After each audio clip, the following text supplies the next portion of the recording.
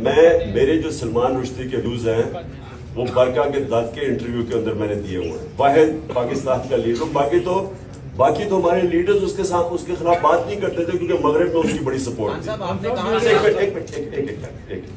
تو میرے بڑے کلیئر ویوز ہیں اس سے. اور اس انٹرویو میں بھی میں نے کہا کہ اس نے 1.5 ارب مسلمانوں کی اس سے توہین کی. میں نے بڑا واضح ہے. اور میں پھر سے آپ کو ریپیٹ کرتا ہوں کہ یہ میں جو بات کر رہا تھا وہ اسپیسیفکلی کر رہا تھا کہ جو طریقہ کار ہے.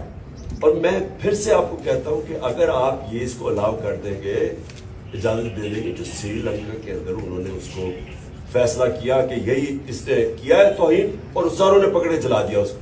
آپ کو اندازہ نہیں ہے کہ اس کو ملک کو کتنا نقصان ہوا. میں پرائم منسٹر تھا, باہر کے لیڈرز کے کالز آئے مجھے, جو لوگوں کا جو باہر کے پریس میں ہمارے کیس لکھا گیا. سو اس لیے جس وقت آپ وہ انڈورس کرتے ہیں نا, آپ دروازے کھول دیتے ہیں.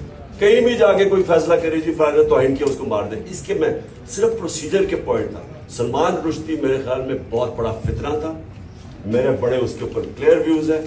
میں اس کو کہا کہ میں کبھی کسی فورم کے قریب ہم نہیں جانا چاہتے جدھر یہ فتنہ, جس کو پتا تھا کہ مسلمانوں کو ہوتے ہوئے اس سے تکلیف پہنچائی.